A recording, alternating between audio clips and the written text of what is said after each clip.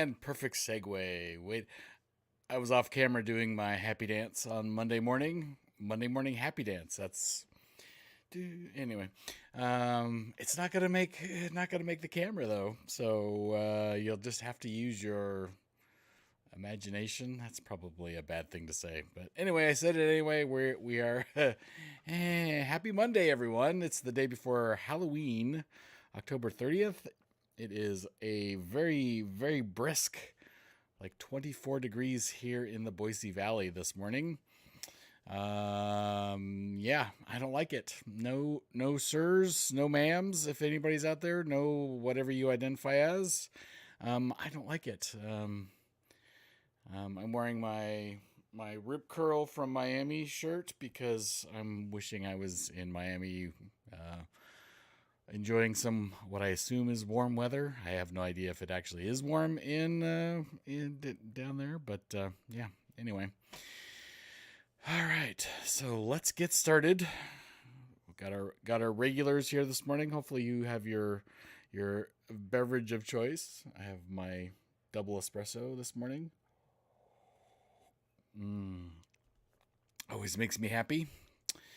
Let's get started. We've got Archie is in chat. Oh, we have a technical difficulty. Let's try that again. There we go. What's wrong with the picture? That's better. Archie is in chat. As requested by Badger, I am on Telegram, same handle as YouTube, Travels with Trizity. So I don't think that'll get me in trouble. I'm happy to report that the links from, I think it was last Monday, that were blocked by YouTube have been unblocked. There were 2 links to MSN articles. I think when a human finally looked at it and said, "Oh, that's MSN. It's full of spam." They claimed I violated the spam policy. Anyway, so Archie says never used Telegram. I've actually never used Telegram either. So hopefully we get Badger show up because he or she, I believe it's a he, wanted to telegram me something. I believe so. Let's see. Never used Telegram or Snapchat. I actually don't have Snapchat. I do Instagram, so some good stuff on Instagram. It's been better. Like every other social media thing, it gets, I don't know what I want to say, corrupted. I don't know what a good word for it is. Anyway, I guess I'm just a dinosaur boomer. I do watch Rumble on occasion and find their free speech attitude refreshing. Greetings to all. Free speech? What? David says, good afternoon, everyone. Good afternoon, David. Good some morning to Archie. I think technically Archie is in the afternoon as well. I am the only one, I believe. God, Bodacious is here. Bodacious is a morning. Yep. Thursday's show was a lot of fun. Sorry you missed it. I believe Jason will be writing another article for us. He's working on that, I think. He's got some ideas. And I have no problem, no blame to be dished out sleeping through a 1 a.m. alarm clock, or whatever, midnight. Yeah. Yeah. So we'll get Jason back on and have Jason come with. He's got some amazing memorabilia, so hopefully I can get him back do some more show and tell of the memorabilia.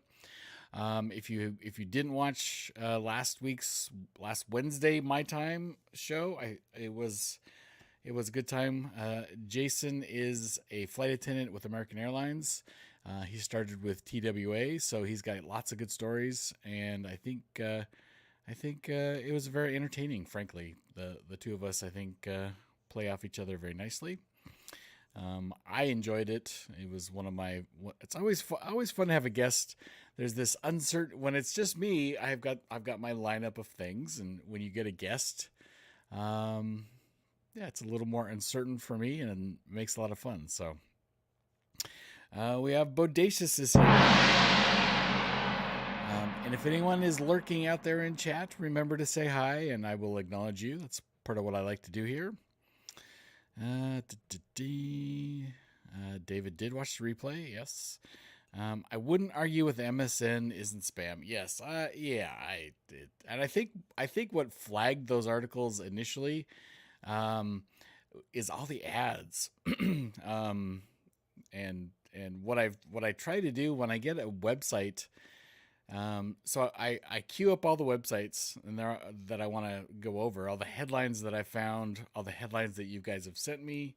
I queue them up, and when I watch the tabs, if the tab is continually refreshing, I try to hopefully find another article, find that article somewhere else, or switch to a reader view, because it's just sucking bandwidth. That's all it's doing, is just like serving the ads. And so I think that's what happened. Those MSN articles had just a craptastic amount of ads. Yeah. Hey, would you like to buy a monkey? And they're just trying to sell stuff. So, it's just a mess. It's a mess. All right. Attacked by the cat. What are we not? What are we doing? Must be an old comment. I think we're going out. Yeah, we're going out. It is 10:07 here in the Boise Valley. So have I done something? Hello, chat. I'm getting weird stuff in chat. Maybe those are just delayed.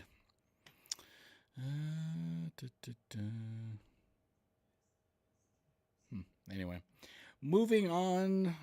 According to my YouTube window, I can see myself, so we're going to move on to the regular show and start with the travel map.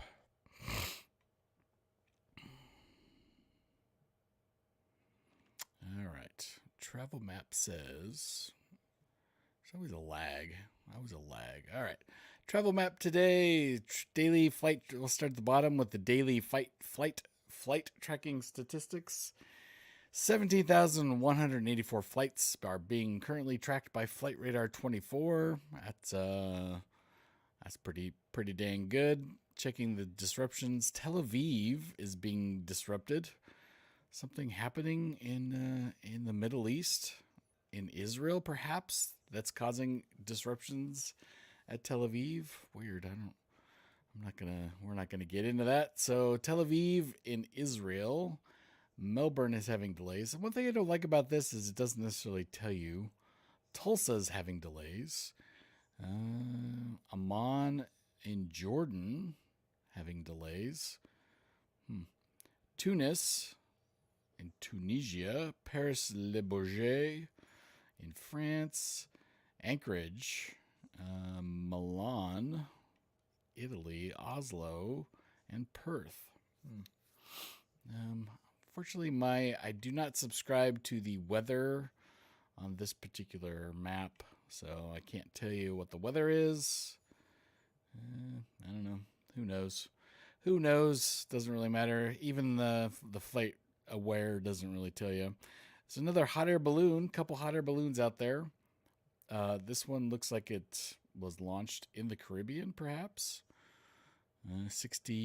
61,900 feet. And then I did see another balloon. A couple of them over here. Couple over in off of the coast of Africa. So I don't know if these are weather balloons at 58,000 feet and 62,500 feet, but a couple balloonies out there in the world. I've not seen any floating from, obviously earlier this year, balloons floating from China over into the North American airspace. I don't believe we have any of those going on right now. Yeah, so looks like a fairly normal fairly normal travel delay. The most tracked airports. It is Monday. Most tracked flights. Let's see. We've got this thing, which I have no idea what it's doing. It appears to be circling over something called the Gaza Strip, perhaps. I don't know if anything's going on over there. But it is circling this area. I wonder what's happening over there. I'm not going to get into that. I don't really want to. This is not a political thing. And then the next most tracked flight is a Zurich to Dubai flight. A380. I'm not quite sure what has triggered that to be the most tracked. And then we got an A340-300. Not many of these flying in the anymore from Zurich to Cape Town, South Africa. That's a long flight. 10 hours 43 minutes to go. And maybe because it's an A340, it's why it's being tracked, I suppose. Like I said, there's not a ton of them left. If we go down, I want to keep my statistics up. Yeah. And then we got this guy doing loops for some reason. A Boeing P-8A Poseidon. So, yeah. So that's what's happening in the world of travel today. 17,000. Checking the statistics. Let's see how we compare to the past. All right. We are today in 2019. The 7-day moving average was 192,000 flights. And in 2023, the 7-day moving average 213,000. So definitely more than it used than in the low times of 2020. 134,000. Those are bad times. So glad we have moved on from that. Hopefully we don't. Hopefully there isn't another imagined tragedy coming up. So. All right.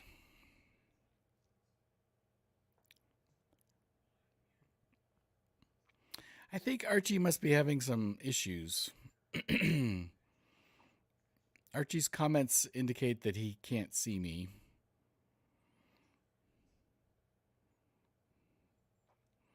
David, can you see me? Bodacious, can you see me? Archie seems to think I'm not here. So I'm not sure what's going on. Hopefully Archie has restarted. Anyway. If I could get an indication that everyone else is here. I can see you, says Bodacious. Okay, good. Longest flight. I can start that one. And David can. Okay, Archie. Archie, can you see me and hear me now? Your comments I'm guessing you might have dropped off there for a sec. Have restarted. So hopefully you can see me okay, Archie. See me and hear me. Let's see.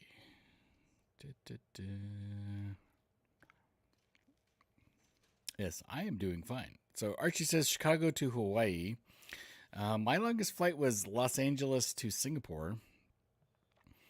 A350-900 in premium economy. That was a lovely flight. Like 15 hours. That was my longest flight. So, I think Bodacious's longest flight was Los Angeles to Tokyo Narita at about 11 hours. That's my guess. That's my guess. All right. Let's move on. Let's move on to some news. I think we got everybody. I think everyone's here. Archie's here. I don't know if those were cached comments, Archie, but yeah. Anyway, got this one from David. And this is a reader view because the Daily Mail, lots of spam from the Daily Mail. It seemed like so. How greedy airlines use calculated misery to make flying unpleasant. Calculated misery, dubbed by Time Wu for the New Yorker, is an effort by airlines to force customers to pay for extra services. In 2022, 8 airlines made $4.2 billion in revenue on seating, and the industry raked in $5.3 billion in baggage fees alone. No, we went to Singapore first. So Singapore to San Fran was like 14 hours. Well, no, that was probably your longest. LA to LA, which is further south in North America, is longer than San Francisco to Singapore, it turns out. Anyway, frequent unhappy flyer. Airlines could be making flyers upset on purpose, all in the hopes of lining their own pockets. Calculated misery is the theory that commercial airlines make their customer experience so awful that people spend money on services that used to be free in order to avoid the inconvenience. That's interesting theory. Tim Wu, a Columbia Law School professor, first coined the phrase in 2014 in a piece for The New Yorker, where he described in a joint effort by the airline industry to maximize profits by making baseline products low quality, then offering upgrades for purchase. In order for fees to work, there needs to be something worth paying to avoid. That necessitates, at some level, a strategy that can be described as calculated misery. The practice includes targeting areas that were once free, including baggage costs, boarding times, and seat selection. Airlines use the tactic of calculated misery to make flying unpleasant so customers will pay for extras, including priority boarding, to avoid long waits.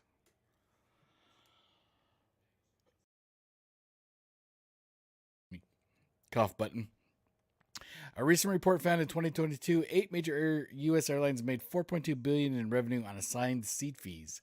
Basic service without fees must be sufficiently degraded in order to make people want to pay to escape it. And that's where the suffering begins, Wu said. Airlines profit by charging for service has become a big revenue for airlines as they look to capitalize on people willing to spend to avoid the misery. Airlines have become experts at upcharging passengers for everything from checked bags to priority boarding to selecting a seat on the window or aisle or towards the front of the cabin, Eric Rosen, director of content at travel outlet The Points Guy, told Nextstar. It can be confusing for many travelers to understand what they're getting for the extra money they shell out. A recent report from the airline consulting agency IdeaWorks Company found in 2022 8 major U.S. airlines made $4.2 billion in revenue on assigned seat fees. Purchasing a flight ticket will get a customer on the plane, but oftentimes without paying to select their seat. Passengers do not know where they will be sitting or who they will be sitting with. After last year's holiday travel mayhem when Southwest Airlines canceled over 80% of its flights just before Christmas, President Joe Biden vowed to crack down on airline surcharges. Oh, how's the former vice president doing on that? We'll prohibit airlines from charging up to $50 round trip for families just to sit together, Biden said in his February State of the Union address. Baggage fees are bad enough, they just can't treat your child like a piece of luggage. In 2022, airlines raked in $5.3 billion in baggage fees, according to the U.S. Department of Transportation. In December 2022, flights out of Seattle were canceled due to freezing rain. Following the holiday travel mayhem, legislators vowed to crack down on airline fees. Honestly, freezing rain is probably a reasonable reason to cancel flights, but that's just me. Passengers wait in this. Okay, so this is the caption, basically. Passengers waiting. In response to the Christmas airline chaos, President Biden called out airlines for their extra fees, including charging families to sit together. Blah, blah, blah. We're going to skip all that because that's some sort of reader stuff. Spirit Airlines has the highest hidden fees of any U.S. carrier, making trips 736% more expensive than their base airfare, according to analysis by discount code website NetVoucher Codes. In August, the airline agreed to pay up to $8.25 million to settle a class action lawsuit by passengers over sneaky bag fees of up to $100. The lawsuit claimed the budget airlines carry-on bag fees were a surprise and intentionally hidden to make a profit. They're usually pretty upfront about all of the fees. So maybe I started flying Spirit after this lawsuit. The airplane boarding process is also notoriously inefficient, complicated by the airline upgrades to passengers for places. Sorry, I'm going to read that whole thing over again. The airplane boarding process is also notoriously inefficient, complicated by airline upgrades to passengers for places in line and carry-on luggage. Passengers to board last face problems that there won't be room for their bags in the overhead bin, and some try to skip ahead in the line while boarding. But efficient boarding is complicated by the airline's desire to make money off upgrades. Priority boarding is a moneymaker. Up to a certain point, that money is worth more than worrying about boarding 3 minutes earlier every time, said Seth Miller, who writes about the travel experience at PaxX.Aero. Rob Burgess from frequent flyer website Head for Points said there are good reasons why, 100 years after the founding of the world's oldest airlines, boarding systems are still a mess. Mm-hmm. Spirit Airlines, okay, they're paying. United Airlines will implement changes to its boarding process by boarding passengers in economy with window seats first. After first class, of course. Whilst. Anyway, we're getting into English again. I need my copywriter to give me the proper pronunciation of whilst. Mathematicians love to devise the perfect system. It's always ruined by the failure of passengers and airport staff to behave as the models say they should. My truism about people, or my statement that I still believe to be very true, is people are weird. You can't predict what people are going to do when they're put under stress. And travel is stressful. The process involves filing people into the plane in a straight line in the following order from back to front. Window seat, odd number, window seat, even number, middle seat, odd number, middle seat, even numbered, and so on. United, they call this the Wilma, I believe. Oh, there it is down there. United Airlines will start boarding passengers in economy class with window seats first, a move designed to reduce the time planes spend sitting on the ground. The airline said in an internal memo that it will implement the plan on October 26th. So this has been happening. I didn't find any stories that say it's good, bad, or other yet. So window, middle. So Wilma stands for window, middle, and aisle. Was tested at several locations and deemed to shave up to 2 minutes off of boarding time. United is making the change because it said it has found boarding time has increased by 2 minutes since 2019. Well, we do know that there are more people traveling now, so. All right. Let's go check. Now the article's done from the Daily Mail. Let's check the chat. Let's go back to the chat. All right.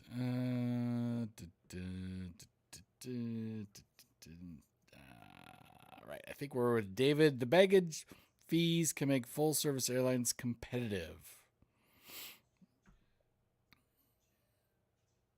I got nothing for that. Yeah.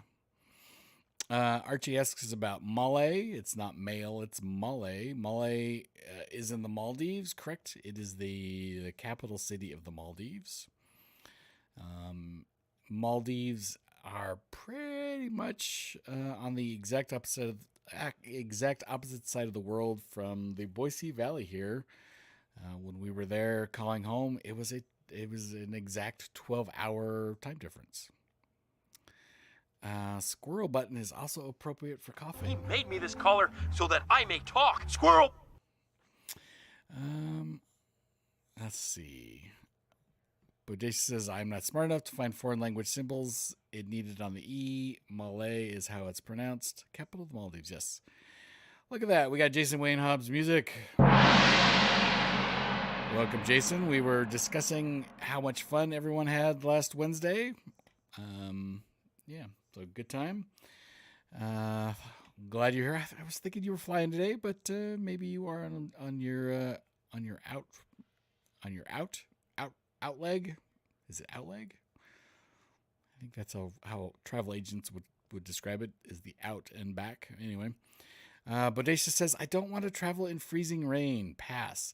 Yeah, de-icing stuff doesn't work so good on once the aircraft is coated in ice. That de-icing stuff has a harder time working. So a lot of fees you don't see until payment.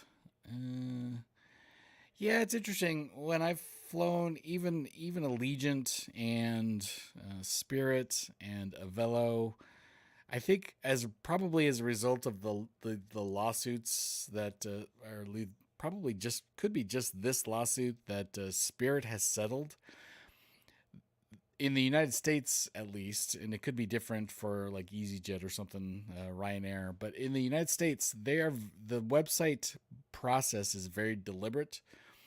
Um, Basically, you select your fare.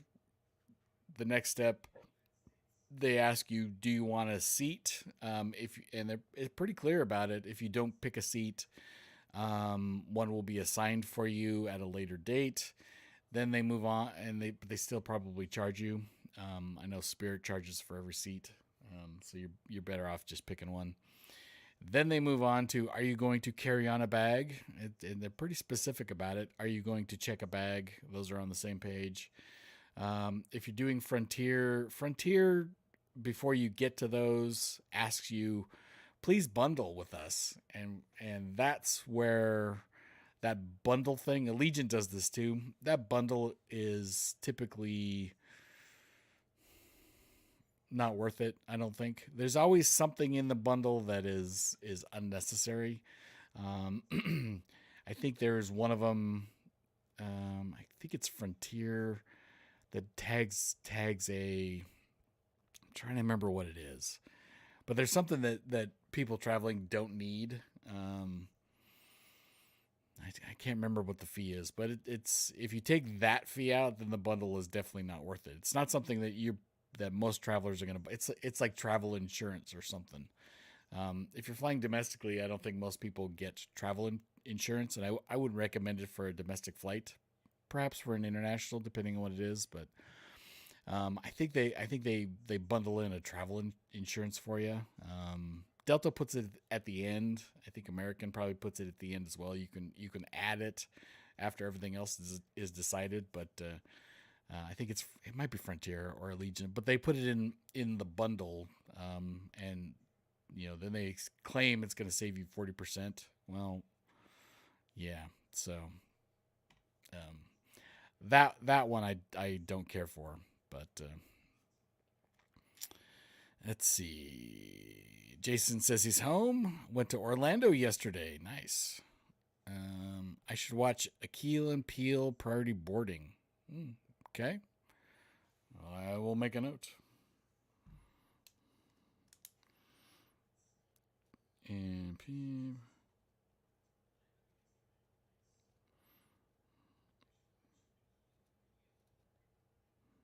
Dead air. Sorry. Dead air. Bah, bah, bah, bah. Let's see. Bodacia says the airline usually doesn't charge for last minute carry-on check-in, right? I'm surprised by how impatient we are. 10-minute boarding time is not that long in the scheme of things. Yeah, it's fascinating to me. They're making the Wilma change for 2 minutes. Okay. David says the Wilma video is actually quite good. Families board together. Yeah. I think in response to the former vice president's speech last year, Southwest has provided a way for families to board together. So I haven't done that. So I'm not sure how you get the family boarding, whether you have to talk to the gate agent. Not real sure, but so changes are being made. The theory is that the market, at least in the United States, will decide who the winner and losers are. That's the idea, and then you get kind of some shady practices by some of the airlines that bait and switch. They're relying on the fact that most consumers probably don't do a lot of research. I think that's a lot. I think that's not true for just the airline industry. I think that's true for every industry. I think they're waiting. They know that people are impatient, and they just mash buttons on their phone and they move on. So, all right. I believe I got this from Jason. If this is not the exact article that Jason sent me, he did send me the headline. I know that. American Airlines in talks with Airbus and Boeing over large narrow-body order. American Airlines. Let's hit the American Airlines is discussing with Airbus and Boeing to acquire multiple aircraft to meet its fleet requirements until 2030. The carrier already has a substantial order for Airbus A321-200 XLRs and Boeing 737-8s, Jason's favorite airplane, but deliveries are not expected until the end of 2024. American Airlines has the largest fleet globally and continues to review its fleet needs beyond 2024 with no planned retirements. As reported by Aviation, is it? Do you think it's Aviation or CH Aviation? Is it Chaviation? Anyone know? It's probably Chaviation because they're trying to be funny and witty on X, formerly known as Twitter.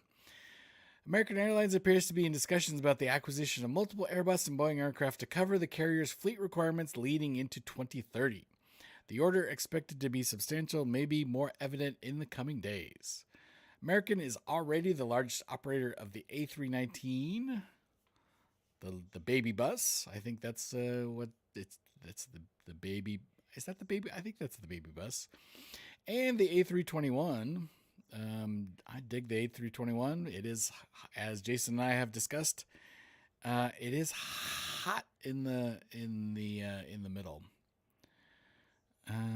Let's see. I just got distracted by David. David says CH is the country code for Switzerland. So do you think this is Swiss aviation? I like Chaviation better. You probably are factually correct, David. You usually are, but I like Chaviation. I'm gonna refer, if they ever come up again, I'm gonna refer to them as Chaviation because I think it's funny. Jason says yes. Baby bus is the 319. Okay. While the carrier already has an order of 50 Airbus A321 XLRs for, let's see. So they got 50 of the XLR, 4 NX on demand, and 75 737-8s. Sorry, Jason. It isn't expected to take delivery of the type until the end of 2024. American is also due to accept 10 A321 NX from Alaska Airlines in the first quarter of 2024. Yep. So those lease returns are coming to American. I think we discussed that a little bit in the past. In a recent quarterly earnings call, Chief Financial Officer Devin May stated, "Looking beyond 2024, we continue to review our medium and long-term fleet needs, and we are currently engaged with Boeing and Airbus for narrow-body aircraft deliveries in the latter half of the decade and beyond.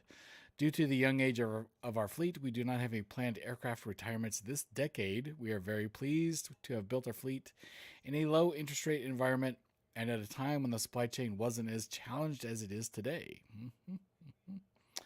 American has the largest fleet worldwide with an eye-watering 980 aircraft on its books.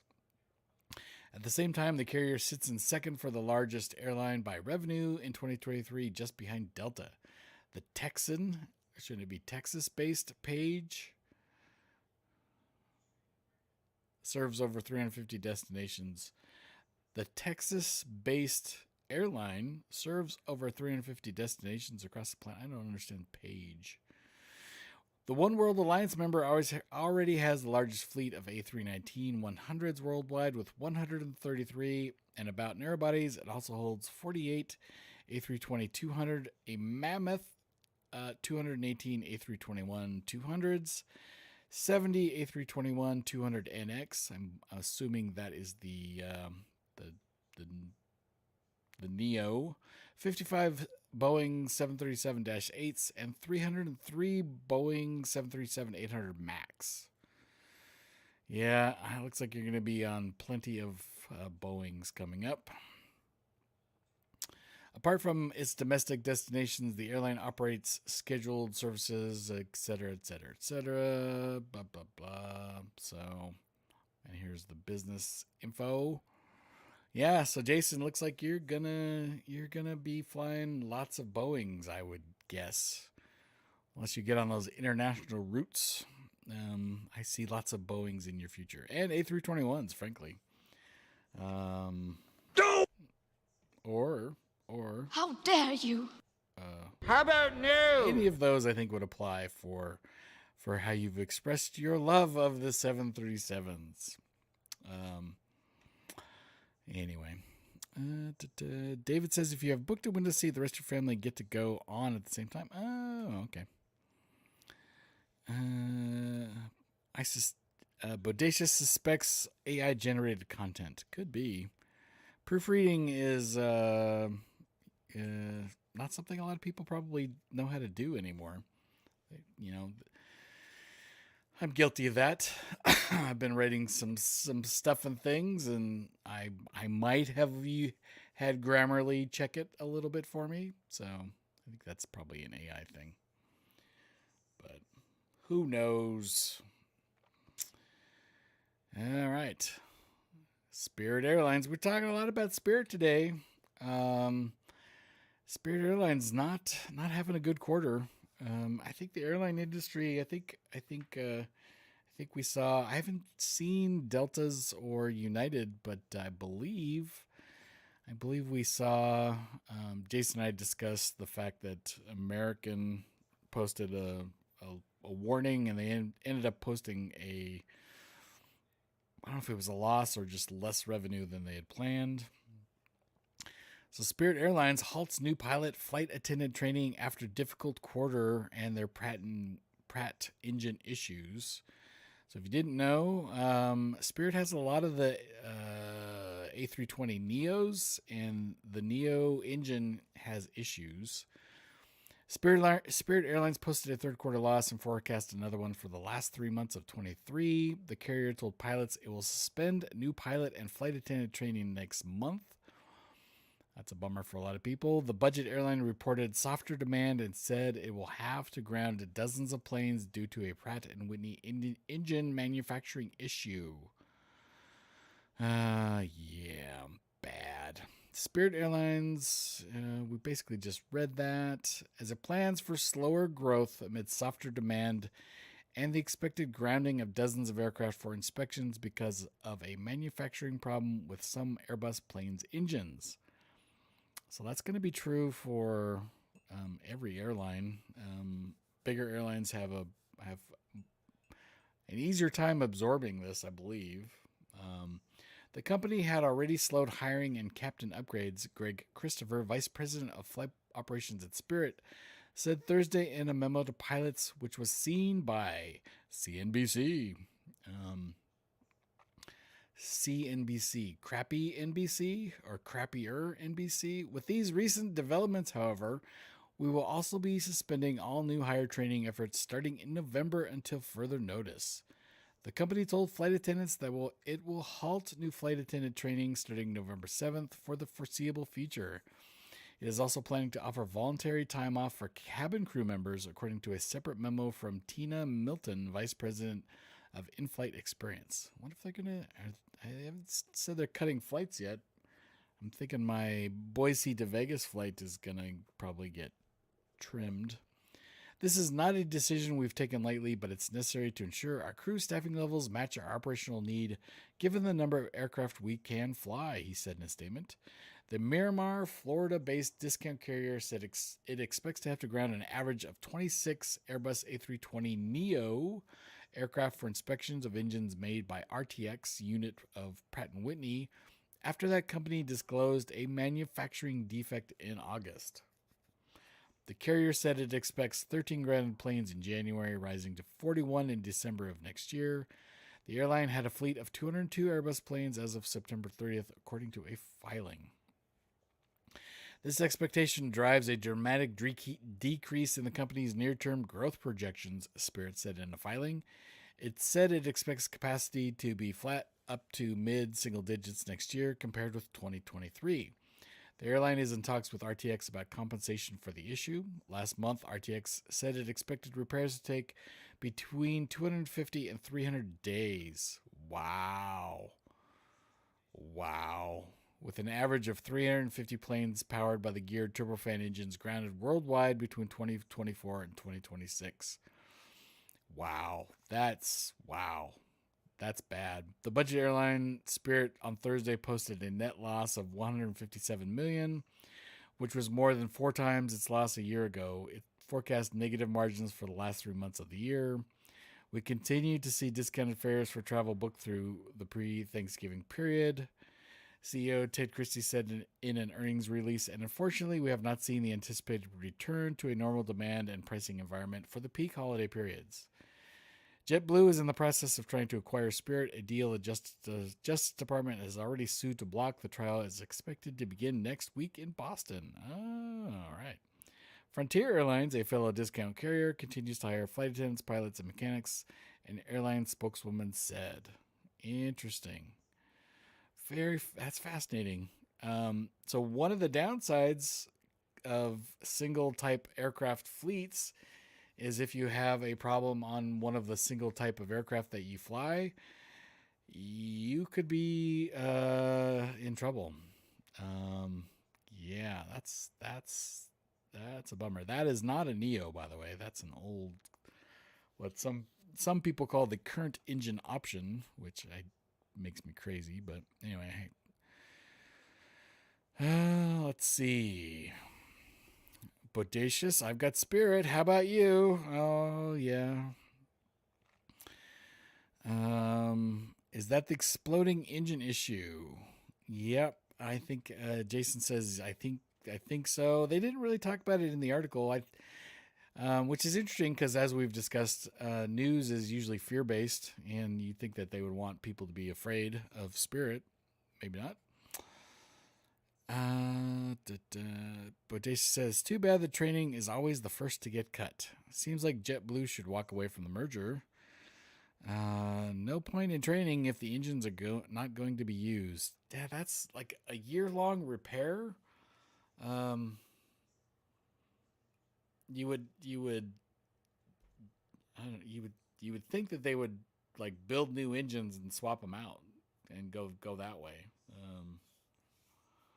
Because I'm assuming they're gonna have to remove the engine and tear it apart and then put it back together. At some point, you'd think that making a new engine and shipping it to, or having the plane, maybe they can't fly the plane anywhere where they can replace the engine. I don't really know. I'm gonna make a note of that and look at. I'm curious about what is the actual failure and how many of them are actually out there in the world, because that's bad. So we will. I'll see if I can find anything for that. Maybe we'll have a story or two on Wednesday. But yeah, manufacturing problem. Yeah, so I'll get into that a little bit more. We'll take a deeper dive into that next time, perhaps. So, could be the end of Pratt, and we know them. Yeah, it's possible. All right.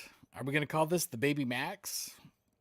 Southwest orders 108 Boeing Max 7 jets. So this is the little teeny tiny guy.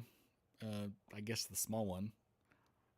Probably comparable to the A319, I would guess. But Southwest is on a buying binge. Southwest Airlines has placed an order for an additional 108 Boeing 737 MAX 7 jets. Southwest is the launch customer for the variant, and it has increased its order book to more than 300, according to Boeing. 737-7 has the longest range in its class, capable of flying up to 3,800 nautical miles and carrying up to 172 passengers, according to Boeing. That doesn't seem like it's much smaller. This sets up for an orderly and measured growth and gives us flexibility to adapt in a dynamic environment, and we have lots of options as we move forward. Let's see. So Southwest is apparently making money. Fourth quarter guidance includes a capacity increase of about 21%. For the year, Southwest projects capacity to increase 14 to 15%. So Southwest is making money. So people are not flying Spirit and probably won't be able to. And people are flying on Southwest. Interesting. Let's see. Pilot comments. David says pilots need flying time to remain legal. If the engines are not being used, they would need to get a refresher course again. Yeah. Jason says I wouldn't mind the 737-7 Max. Those will be used in regional flights. It's interesting because the first thing they talk about is it's got the biggest range of any 737. So I'm wondering if they're gonna do like long haul coast to coast here in the United States. If that's the business model for that, 3,800 nautical miles is coast to coast. I think roughly here in the United States. Hey Siri, how many miles is it from New York City to Los Angeles? Let's see if Siri answers. So Siri says it's 2,789 miles by car. So yeah, that would be pretty. Boston to San Diego. I could see that. Interesting. Fewer passengers though. Yeah. I'm curious. How many?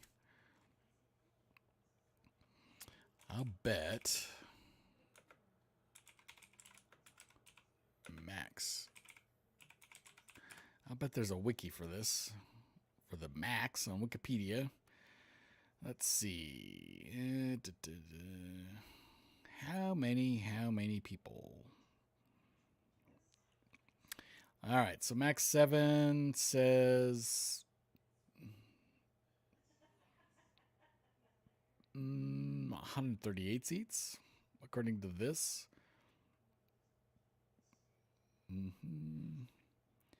Let's see. Max 8 says longer fuselage, 3,500 nautical miles. I don't see seats.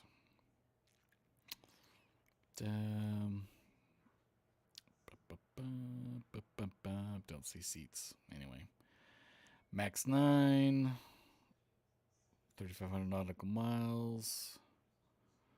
Max 10. All right, so Max 10 looks like 192 to 198. And the Max 7 was, according to this, was 112. No, 138. I don't know if I believe all that, depending on how, the airlines can, how the aircraft is designed and then how it is used are typically very different. Like the A380 is capable of like 550 people or something, and typically if it flies much less than that because of the way the classes are put together. So 120. So David says 126 or 149 depending if multiple classes. Yeah, so they're going to have a first class, they're going to have a plus section of some sort, and then they'll have economy. So regardless of that, small, medium, and large versions is kind of how I would look at them. So yeah, it'll be interesting. To see how that comes out. Or one orange man, according to David. All right. Let's see. I'm not gonna do that one. I don't. All right. So I've been waiting. I'm still waiting for SpaceX to announce when they're going to launch. But I thought it would be pretty cool. This is NASA Spaceflight. They also have a YouTube channel. And they basically live down in Boca Chica. If you didn't know, so this road here, so looking at this photo, I've actually been here. It's really super cool. You can, this is a public road that goes past the SpaceX facility. Super cool. This road will take you down to, I think it's Boca Chica Beach. maybe it's not Boca Chica, but anyway, it'll take you right to the beach. And so right after these tanks here at the end, the road stops and you're on the beach. And if you look, this is looking south. I believe on the other side of this property, and I don't know exactly where it begins, that's Mexico. That's how far south this facility is. So you've got the SpaceX Super Heavy rocket over on the left, and then you've got one of the prototypes over here on the right, and then the whole facility. The Starhopper is this little guy in the middle. I think. I can zoom in. So this is one of the early prototypes when they were really early in the whole construction period. When I was there, everything after Starhopper to the left didn't exist. So this stuff over here on the right, I've seen. All of this over here on the left wasn't there when I visited a couple years back. So it's super cool to see. But I thought I would show you this. I'm going to put this link. I'm not going to necessarily read the article from top to bottom, but we are waiting. According to the article, they did a wet dress rehearsal, which is where they effectively tank up the booster and the stages and getting ready for the test. They're waiting for regulatory approval. And so basically, as soon as the FAA says you can fly it, they're probably going to fly it like the next day. I believe they're going to announce it. Which makes it a little different than a lot of the early tests they did. So that'd be cool. And I still plan on doing I will do an impromptu probably live stream when it happens. SpaceX is now waiting for the U.S. Fish and Wildlife Service to complete its review. Then the FAA will give a final sign off. So hopefully that happens sooner rather than later. If you want to watch some of the testing, these guys. They have somebody on their staff who lives in the Boca Chica village. And so it's Mary at NASA Spaceflight, I think is who it is. Anyway, so Mary is like basically based at Starbase is what they call this. And you know, this is where they're building the Super Heavy rockets, and eventually they're going to build the moon, a moon lander. They've got their little rocket park here. I believe these are going to be museum pieces at some point, someday. And they're also building another facility at the Kennedy Space Center. So I think they're going to be flying at a Kennedy Space Center as well as Boca Chica, Texas. So anyway, stay tuned. I will be doing my watch along with SpaceX. Hopefully I will be hopefully I have my phone with me. And so keep an eye out for an alert when that happens, because I'm super excited about this. This is the Super Heavy, most powerful rocket ever built. So it should be cool if it is successfully launched and gets up to orbit. So hopefully in the next week or so. That's there's a Starlink launch later today. It was scrubbed from yesterday, but Archie asks, is there an advantage to being that far south? Yes. It gets into the rotational speed of the Earth. I don't know all of the physics involved, but the closer to the equator you can get, the less energy it takes to get to orbit. That's why Arianespace, which is the European Space Agency, is in, I believe, French Guiana on the equator, or really, really, really close to it. They have the ability, and so that's why Florida is where rockets go, and this is probably pretty equivalent to that, if not a little bit further south. So, yeah. So the spin helps these guys get up into orbit. So.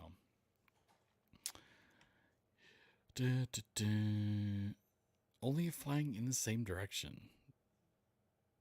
That's correct, because then you don't have to negate. All right. Another cool thing that I think is coming back. All of these, pretty much all of this capability kind of went away after 9/11, and it's slowly coming back. I don't know if it's a good thing or it's a bad thing. If you like to watch airplanes, it might be a good thing. There's some fun facts from David. David never disappoints. If you're on the equator, it's equivalent to an extra 1,000 miles per hour. So that's a significant boost. So the further south you go, the better it is. There's a couple companies that are doing some launches from way up north. I don't know if there's an advantage to that. So,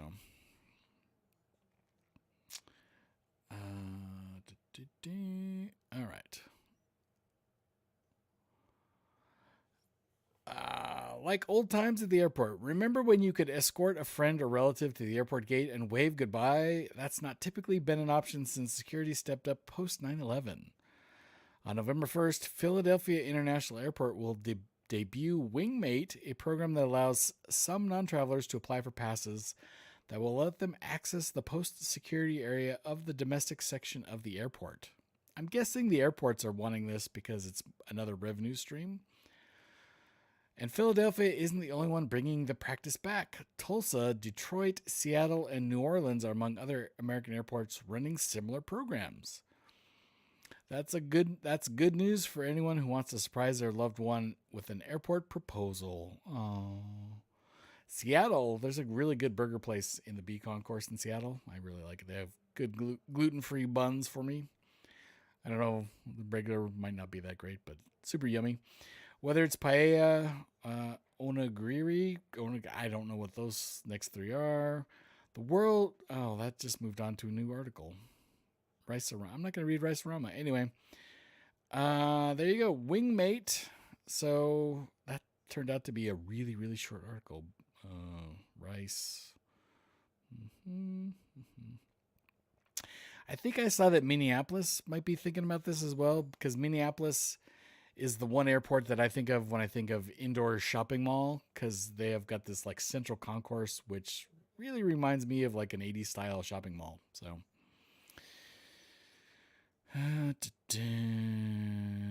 north probably easier for polar orbits. Yeah, and that could be the market that this company I think they were launching from like around Anchorage or something. So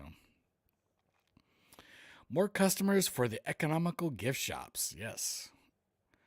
Think of the airports with malls in them. Minneapolis, Pittsburgh. After 9/11, they lost a lot of business. Yes, correct. And Minneapolis seems to have rebounded quite a bit. They're having recently gone through there. They seemed like they were pretty full in terms. There's not a lot of empty storefronts.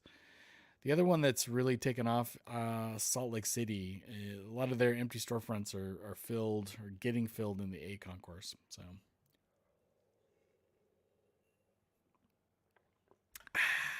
Yummy. So I can see this happening. I'm assuming you have to go through. Let's check out Wingmate. I'm assuming you have to go through TSA screening.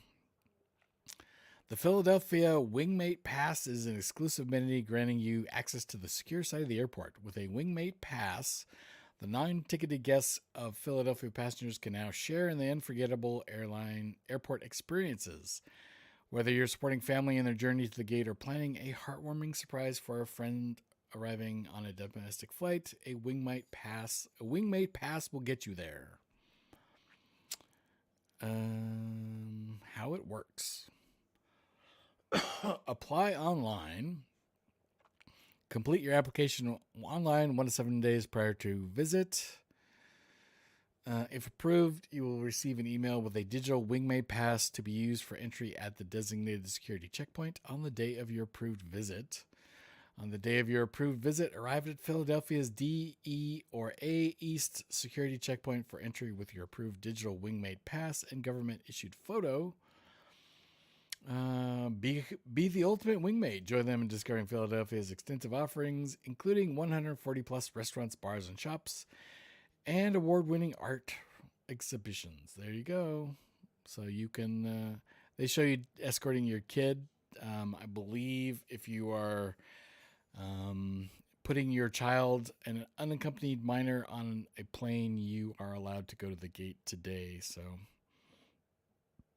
anyway, so here's if you're in Philadelphia, you can do that. So David says Mall of America I think is in trouble still. Yeah, Mall of America is outrageously crazy, too big. I think malls are just kind of not that exciting anymore. So, all right, Wingmate. So here's some more reading more. Wingmate Pass program participants. You have to be 18. Government issued ID.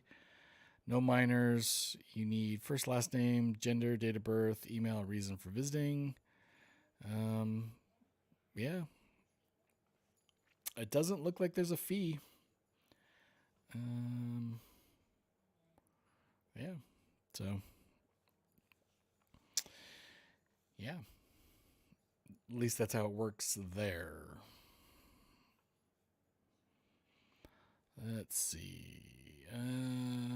Good for nervous passengers. Be with friends until close to takeoff. Yep. Minors can still have a parent escort with them. And David adds, malls in Asia are still thriving. Yep. All right. Since it is the day before Halloween, I was looking for like some cool holiday Halloween stuff and things. I didn't find any good articles that I liked, but I just did a image search, and so we've got a bunch of like spooky houses. If you're still looking for some decorating inspiration, here's some houses for you. This looks like a pumpkin house somewhere. I'm not going to really look at these in more detail. I just thought they were kind of cool. So we got ourselves a pumpkin house. House being eaten by a giant black widow spider. That's super creepy. Yeah, that looks like could be in the Northwest. The Eyeball House, Amityville Horror House. Yeah. Big inflated. That was not so bad. That one's not super scary. Halloween lights on your house. That's a new thing. There's a couple houses in my neighborhood that have that. Maybe that one's scary at night, but it doesn't look too scary in the daytime. With a giraffe? A haunted giraffe, you think? Ooh, haunted giraffe. I don't know. That one looks a little scarier. That one's not so bad.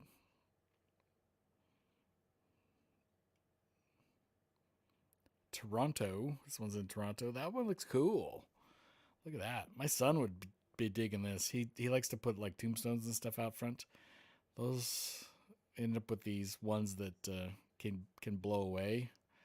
Those look a little more substantial. Was it a vampire giraffe? Did I miss that? Maybe. I'm gonna have to work on maybe get some better tombstones for my boy. We looked at that one already. Lots of spiders. I don't like spiders, so that would creep me out. You like in the Harry Potter movies, they have all the big spiders. Creeps me out. Yeah. Is that house or just a creepy pumpkin? I watched this pumpkin carving thing, and they had these giant pumpkins. Yeah, kind of amazing. They use like clay carving tools, which I didn't know about. Giant creepy spider. Must be in a big city. Heck, that could even be London. Halloween big over there in the UK, David? Teeth on the house. I bet that looks super creepy at night.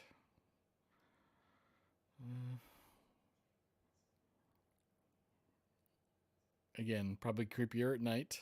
People don't know how to take night pictures.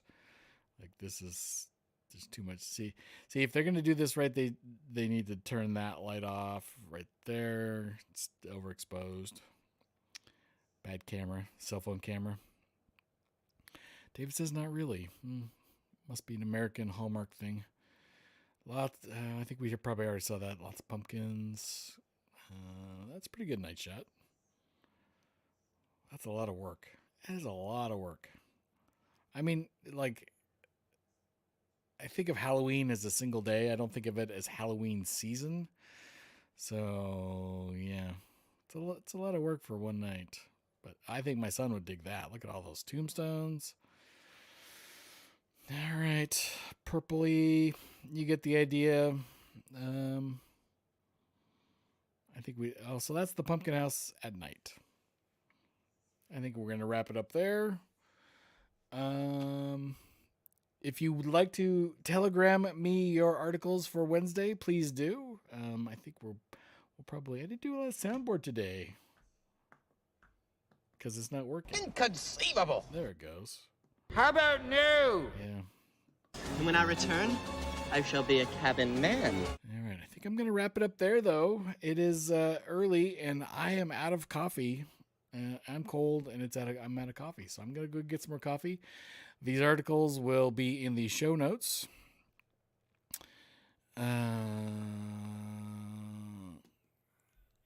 Let's see. David says, it was originally a British holiday, but a minor holiday.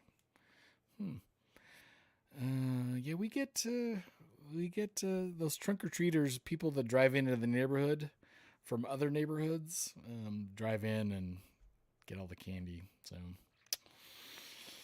yep. So, thanks for coming in today, everyone. Happy Monday, happy Halloween. If you do the party hardy thing tomorrow night, stay warm. I got to go get some propane for the heater. We typically do like a little fire thing out on the front driveway, get the heater set up.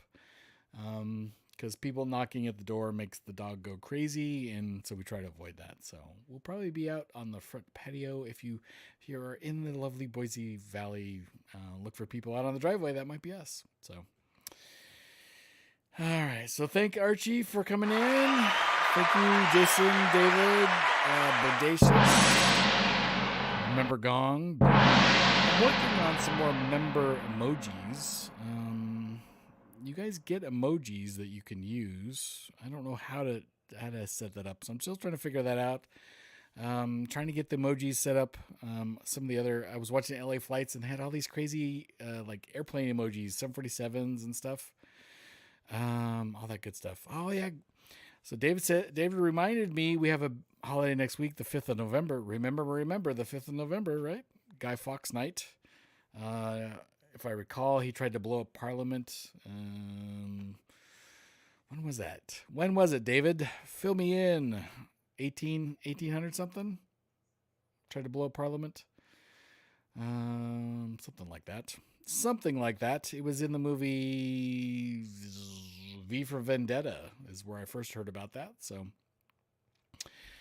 all right. Well, I'm going to sign off there and wish everybody a happy Monday, Tuesday, Wednesday, and hopefully I will see you Wednesday evening, or in case of David, Thursday morning. Anyway, happy Halloween, everyone, and ta-ta, bye-bye.